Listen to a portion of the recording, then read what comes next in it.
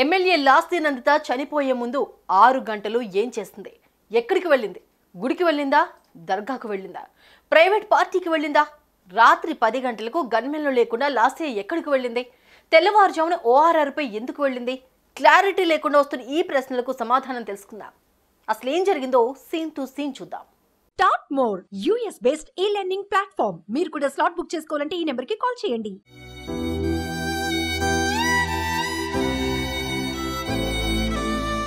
లాస్తి నందిత కుటుంబ సభ్యులైన తల్లి, అక్క కూతురు ముగ్గురు కలిసి కేపీహెచ్బీలోని ఓ రెస్టారెంట్కు డిన్నర్కు వెళ్దాం అనుకున్నారు. ఆ విషయాన్ని లాస్తికు చెప్పడంతో ఆమె ఫార్చునర్ కారులో తన కుటుంబ సభ్యులను కేపీహెచ్బీలోని రెస్టారెంట్కు పంపించింది. అక్కడ వారు భోజనం చేశారు.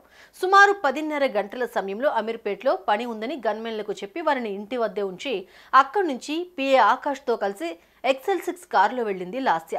కుటుంబ సభ్యులను కలిసింది. ఫార్చునర్ కారు డ్రైవర్ కారులోనే రెస్ట్ తీసుకుంటూ ఉండగా లాస్య, ఆమె తల్లి, అక్క కూతురు శ్లోక, పిఏ ఆకాష్ కలిసి XL6లో సంగారెడ్డి జిల్లా సదాశివపేట మండలం ఆరూరు నుండి కోనాపూర్ వెళ్లే మార్గ మధ్యలో ఉన్న హజరత్ సూఫీ సయ్యద్ అబ్దుల్ జఫార్ అలీ దర్గాకు వెళ్లారు.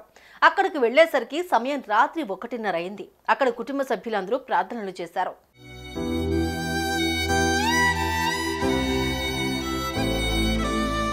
కాసేపటికి అక్కడి నుంచి బయలుదేరారు. లాస్య అక్క కూతురు శ్లోకకు ఎగ్జామ్స్ ఉండడంతో దర్గా నుంచి కేపీహెచ్బీ రెస్టారెంట్కు వెళ్లారు. అక్కడే కారులో రెస్ట్ తీసుకుంటున్న డ్రైవర్తో కలిసి ఫార్చునర్ కారులో మూసాపేటలోని ఇంటికి వెళ్లారు.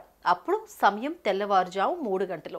ఇంటికొచ్చిన అందరూ పడుకోవడానికి వెళ్ళగా లాస్య మాత్రం తనకు ఆకలిస్తుందని ఏదైనా తిని కుటుంబ సభ్యులకు కూడా తీసుకొస్తానని XL6లో ఆకాష్తో కలిసి మళ్లీ బోయిన్పల్లి వెళ్ళింది. అనంతరం అక్కడి నుంచి దాబా కోసం సదాశివపేట వెళ్లారు ఇద్దరు. డ్రైవింగ్ సీట్లో ఆకాష్, పక్కనే లాస్య కూర్చున్నారు.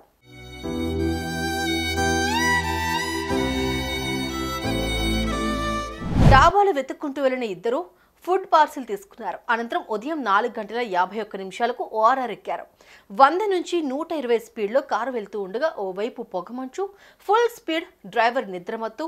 వీటి కారణంగా సరిగ్గా 5:12 కారు ముందు వెళ్తున్న సిమెంట్ మిక్సింగ్ ట్రక్ ను ఢీకొట్టింది. ఆ ట్రక్ కాస్త కారును 100 నుంచి 150 మీటర్లు లాక్కెళ్లిపోయింది. అనంతరం లెఫ్ట్ టర్న్ తీసుకుంటూ కారును అక్కడే ఉన్న రేలింగ్ కు ఢీకొట్టాడు ఆకాష్. అంతే, ఎయిర్ బ్యాగ్స్ ఓపెన్ అయ్యాయి. ఆకాష్ సీట్ బెల్ట్ పెట్టుకుని ఎటూ కదలలేదు. దీంతో తీవ్రంగా గాయపడ్డాడు. కానీ లాస్య సీట్ బెల్ట్ పెట్టుకోకపోవడంతో ఆమె కారులోనే పల్టీలు కొట్టి తలకు బలమైన గాయం, పళ్ళు విరిగిపోవడం, పలు ఎముకలు కూడా ఫ్రాక్చర్ అవడంతో అక్కడికక్కడే మృతి చెందింది.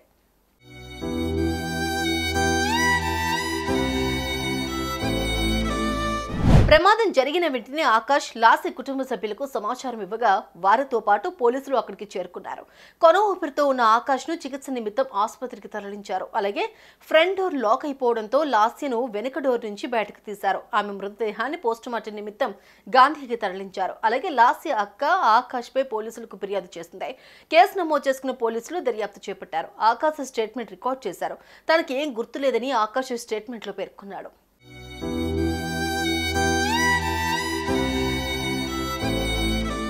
లాస్య మృతి కేసులో ఎన్నో ప్రశ్నలు ఇంకా సజీవంగానే ఉన్నాయి. ఆమె గన్మెన్లను ఎందుకు వద్దన్నారు?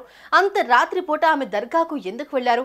అటు నుంచి ఇంటికి వెళ్లిన తర్వాత ఆకలిస్తే సిటీలోనే తినకుండా సదాశివపేట వరకు ఎందుకు వచ్చారు? విధిరాత అంటే ఇదేనా అనే ప్రశ్న లాస్య మృతితో తలెత్తుతోంది.